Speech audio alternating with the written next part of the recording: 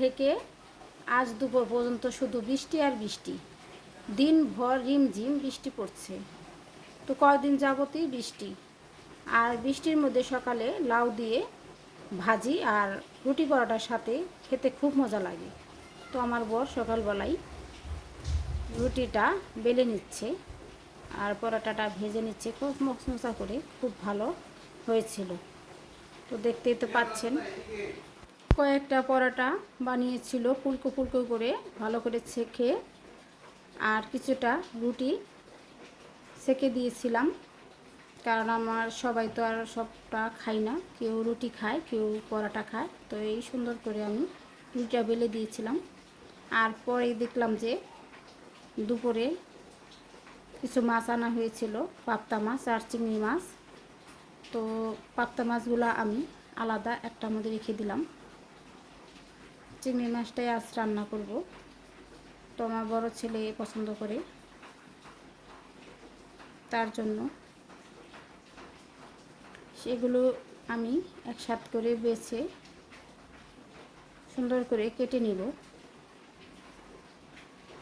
তো আমার বাছা হয়ে গেছে, সেগুলো আমি সুন্দর করে কেটে নিচ্ছি। এ তো আমার মাছগুলো কাটা হয়ে গেছে, আর মাথাগুলো আমি আলাদা করে রেখেছি। এখানে 3 পদের মাথা আছে, সেগুলো দিয়ে একসময় আমি ভেজে ভর্তা বানিয়ে খাবো। আর দুপুরে রান্নাতে চলে আসলাম। দুপুরে বরের জন্য ডাল দিয়ে একটা সবজি তৈরি করলাম, আর ছেলের জন্য চিংড়ি মাছটা রান্না করব। আর এদিকে মাথাগুলো ভাবলাম যে একটু ভেজে রাখি, পরে ভর্তা করে খাবো। তো এখানে আমি পেঁয়াজ কুচি করে রেখেছি, তরকারি রান্না করব। আর আমি এখানে পায়েস বসিয়ে দিয়েছি। তো আমার বর বলল যে পায়েস খাবো, তা আমি অন্য চুলার মধ্যে পায়েস রেখে দিয়েছি। আজকে পায়েস রান্না করব আর তরকারি রান্না করব, আপনাদের সামনে শেয়ার করব। তো আমি দুধে আমি চালটা দিয়ে দিলাম, আর এদিকে আমি চিংড়ি মাছটা ভেজে ভুনা করছি, আর কিছুক্ষণ পর পর পায়েসটা নেড়ে দিচ্ছি।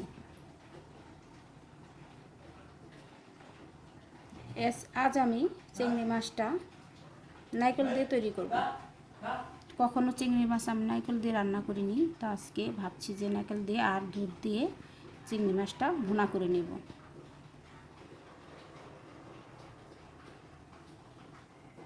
তো নারকেলের সাথে দুধ দিয়ে চিংড়ি মাছটা ভুনা করলে আরও সুস্বাদু হয়, খেতে নাকি টেস্ট হয়, তাই ভাবলাম যে আজকে রান্না করি।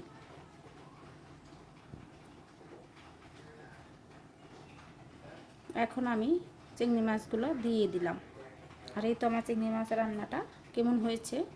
আর এদিকে আমি পায়েসে চিনিটা দিয়ে দিয়েছি, চালটা সিদ্ধ হয়ে গেছে তাই চিনিটা দিয়ে দিলাম। আর সিলভার কাপ মাছ ছোটো ছোটো পিস করে কেটে রেখেছিলাম, সেগুলো আমি লবণ দিয়ে আদা রসুন পেস্ট দিয়ে মশলা দিয়ে মেখে পেঁয়াজটা ভেজে কষিয়ে নেব।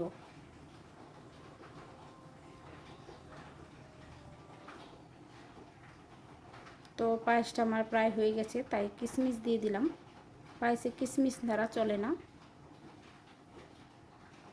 এ তো আমার মাখানো মাছগুলা এখন আমি দিয়ে দিচ্ছি, একটু ভেজে তারপরে পানি দিয়ে নেড়ে চেড়ে মাংসটা কষিয়ে নেব, মাছটা কষিয়ে নেব।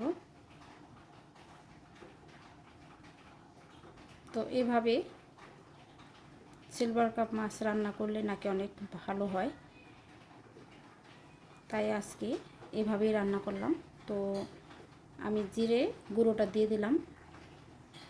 কেমন হয়েছে আমার সিলভার কাপ রান্নাটা দেখতেই পাচ্ছেন। আর এখন আমি মাছের মাথাগুলো যে রেখেছিলাম, এখানে আমি 3 পদের মাছের মাথা জমিয়ে রেখেছিলাম। তো চিংড়ি মাছটা আজকে দিলাম, আর পাবদা মাছের মাথা দিলাম। ভেজে ভালো করে ভেজে আমি ভর্তা করে নেব। ভর্তাটা আজ করবো না, আরেকদিন করে নেব, তাই একটু ভেজে রাখলাম। একটু লবণও দিয়ে দিলাম।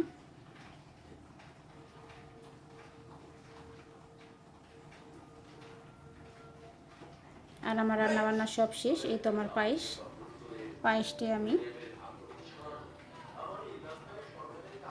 কাঠবাদাম দিলাম। আর এই তো আমার ফাইনাল লুক। আমার রান্নাবান্না কেমন হয়েছে কমেন্ট করবেন। যদি ভালো লাগে লাইক কমেন্ট সাবস্ক্রাইব করবেন। আর আরেকটি ভিডিও দেখার আমন্ত্রণ রইল। আজ এই পর্যন্তই। ভালো থাকবেন, সুস্থ থাকবেন। খোদা হাফিজ।